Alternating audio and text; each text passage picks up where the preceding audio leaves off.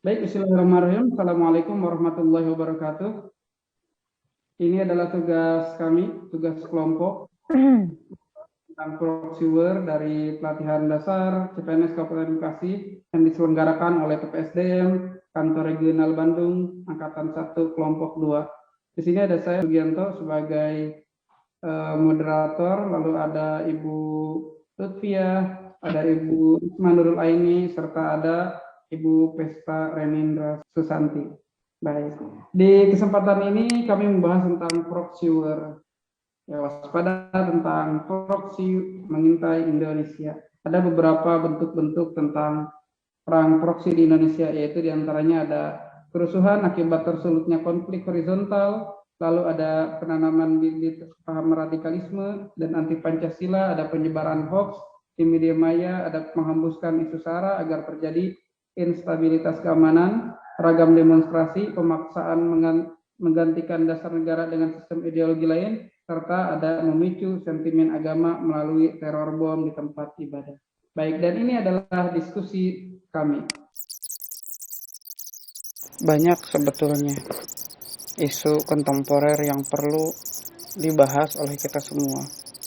Hanya saja atas keterbatasan waktu yang kami miliki serta sumber daya yang ada, maka kami memilih satu isu yang sedang hangat, yaitu berita hoax.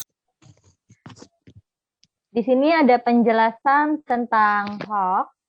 Hoax ini adalah berita atau pesan intinya tidak dapat dipertanggungjawabkan atau bohong dan atau palsu, baik dari sumber maupun isi, sifatnya lebih banyak mengandung mengadu domba kelompok-kelompok yang menjadi sasaran dengan isi pemberitaan yang tidak benar.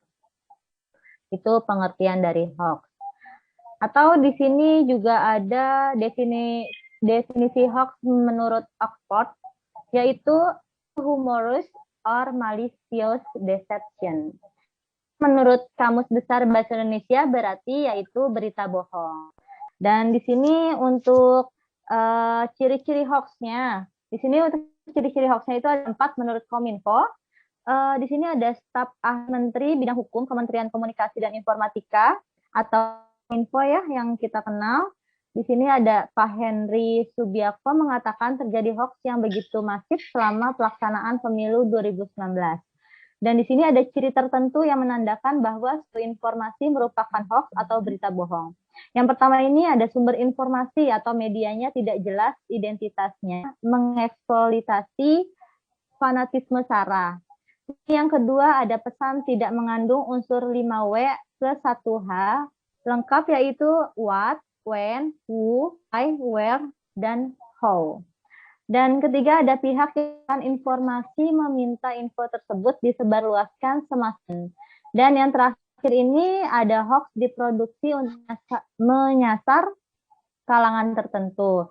Di sini mereka yang menjadi target antara lain masyarakat mayoritas dan orang perkotaan. Dibandingkan dengan masyarakat yang tinggal di desa, orang kota lebih mudah diserang hoax karena lebih akrab dengan penggunaan media sosialnya. Seperti itu sih, Pak. Jadi untuk mengetahui lebih dalam mengenai hoax ini, kita harus tahu penyebabnya itu apa aja sih sebenarnya yang menyebabkan hoax itu bisa terjadi. Yang pertama itu dari segi jurnalisme, di mana sekarang kita bisa dengan mudah membaca beberapa berita hanya melalui HP. Kemudian ekonomi, pendidikan, internet, yang memberikan banyak kemudahan sekarang, di zaman sekarang ini. Kemudian literasi media yang rendah. Banyak orang membaca tapi nggak paham. Atau misalnya orang membaca suatu informasi tapi tidak dicari tahu lebih mendalam mengenai informasi itu benar atau tidaknya. Begitu. Kemudian, ada beberapa faktor-faktor yang menyebabkan hoax itu mudah menyebar. Yang pertama itu adalah rasa ingin tahu yang tinggi dari, kalau biasanya sekarang orang mengatakannya sebagai warganet. Kemudian di era digital ini, seperti yang saya katakan tadi, begitu banyak kemudahan dalam mencari informasi, baik yang benar maupun tidak benar. Kemudian kecepatan media sosial.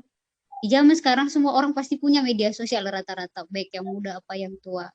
Kemudian ternyata ada juga hoax yang sudah didesain. Ada orang-orang tertentu yang memang pekerjaannya begitu gitu, membuat berita-berita bohong agar terjadi suatu kehebohan begitu. Kemudian selanjutnya, apa aja sih dampak buruk dari menyebarkan berita hoaks? Ada beberapa di sini. Dampak buruk menyebarkan hoaks yang pertama perlu kita tahu. Dampak negatifnya yang pertama adalah merusak kerukunan antar masyarakat, baik antar suku, agama, dan ras. Sementara kita tahu negara ini memiliki semboyan Bhinneka Tunggal Ika. Jadi jangan sampai kita menyebarkan hoaks agar kerukunan kita tetap terjaga. Kemudian di sini yang kedua, hoaks itu dapat memprovokasi serta memicu kerusuhan di masyarakat. Banyak contohnya yang terjadi di sekitar kita mungkin. Yang ketiga, memunculkan kepanikan di masyarakat. Dan yang keempat, merusak stabilitas dan keamanan negara. Hal ini mungkin bisa menyebabkan jadi terjadi perang saudara atau mungkin perang antar kelompok jika misalnya ada suatu berita yang tidak dipastikan dulu kebenarannya malah diterima begitu saja. Begitu. Ya, baik. Berikut ini adalah cara untuk mencegah dan bebas dari berita hoax. Yang pertama yaitu selalu waspada dengan judul yang terlalu mencolok, hampir mustahil untuk terjadi dan provokatif. Yang kedua, selalu double check. Kadang hoax bisa datang dari sumber yang asli, tapi cara penyampaiannya di media berbeda dengan aslinya. Supaya tidak miskomunikasi, bisa dicari berita dari sumber lain supaya bisa melakukan perbandingan. Nah, kemudian yang ketiga, kalau lihat beritanya dari internet, perhatikan alamat situs sudah terverifikasi sebagai situs pers resmi atau belum, karena dari 43.000 situs yang mengklaim sebagai situs berita pers resmi, hanya ada 300 yang asli, yang berdomain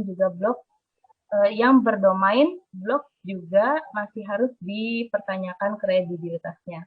Kemudian yang keempat, hoax juga bisa berbentuk foto, bisa dicek di Google dan bandingkan fotonya dengan image lain yang tersedia. Dan yang terakhir, jika melihat berita hoax juga bisa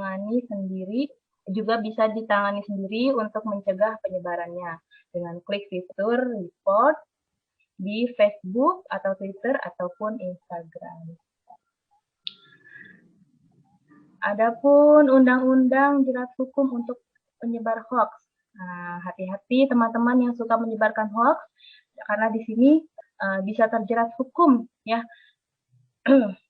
Adapun hukuman penyebar hoax yaitu tercantum dalam pasal 28 ayat 1 Undang-Undang Informasi dan Transaksi Elektronik atau Undang-Undang ITE atau Undang-Undang ITE. Nah, setiap orang yang dengan sengaja dan tanpa hak menyebarkan berita bohong dan menyelesaikan yang mengabaikan kerugian konsumen dalam transaksi elektronik dapat diancam pidana berdasarkan pasal